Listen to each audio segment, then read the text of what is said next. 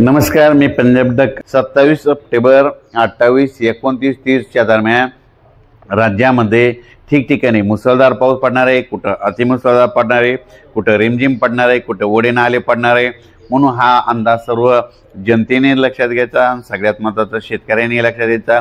नदीकाठच्या लोकांना सांगू इच्छितो की तुम्ही काय करा, ह्यामध्ये 27 ते 30 दरम्यान आपली जनावरे नदीच्या काठाला, नदीच्या तीरावर, नदीच्या काठावर बांधू नका।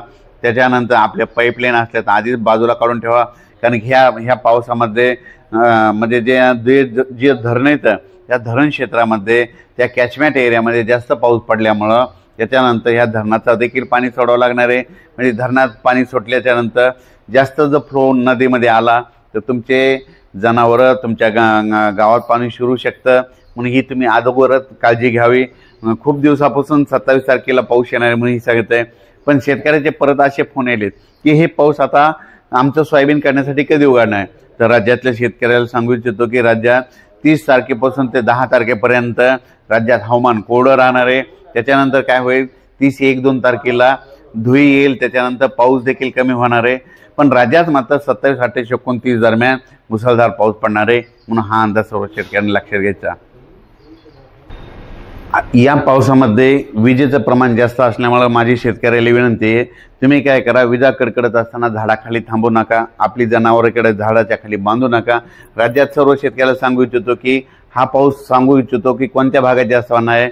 नांदेड जिल्ह्यात एक जरा जास्त पडणार आहे, परभणी जिल्ह्यात एक जास्त राहणार आहे, लातूर जिल्ह्यात एक जास्त राहणार आहे, जालना जिल्ह्यात एक जास्त राहणार आहे, बीड जिल्ह्यात एक जास्त राहणार आहे, धाराशिवकडे एक राहणार आहे, अहिल्यानगरकडे एक जास्त राहणार आहे, त्याच्यानंतर साताऱ्याकडे जास्त पडणार आहे, त्याच्यानंतर पुणे जास्त पडणार आहे, संगमनेर, अहिल्यानगर जरा जास्त पट्ट्यात राहणार आहे, जळगाव जिल्ह्यात एक खूप पडणार आहे, आणि त्याच्यानंतर मुंबई, नाशिक त्या ठिकाणी देखील अतिवृष्टी होणार आहे। नंदुरबारकडे देखील आतापर्यंत पाऊस कमी पडलेला आहे, नंदुरबार जिल्ह्यात देखील खूप पाऊस पडणार आहे। म्हणून हा अंदाज लक्षात घ्यायचा। विदर्भ, पूर्व विदर्भ आणि पश्चिम विदर्भात देखील ज्या भागात अद्यापही पाऊस पडलेला नाही त्या भागात देखील आता ह्या पावसात शेवटचा पाऊस पडून जाणार आहे।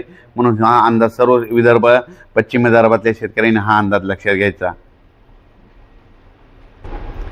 परत एक शेतकऱ्यासाठी आनंदाची बातमी, इतक्या दिवस पाऊस चालू आहे हे बंद कधी होणार आहे। तर सर्व शेतकऱ्याला सांगू इच्छितो की 30 सप्टेंबर पासून ते 10 ऑक्टोबर पर्यंत राज्यात पाऊस विश्रांती घेणार आहे। त्यामध्ये तुम्ही तुमचं काय करा, सोयाबीन काढू शकतात, कोणत्या पिकाच्या फवारण्या असेल तर ते करू शकता। म्हणून हा अंदाज लक्षात घ्यायचा। त्याच्यानंतर 10, 11, 12 ऑक्टोबरच्या दरम्यान एकदा थोडासा पाऊस येईल। धन्यवाद।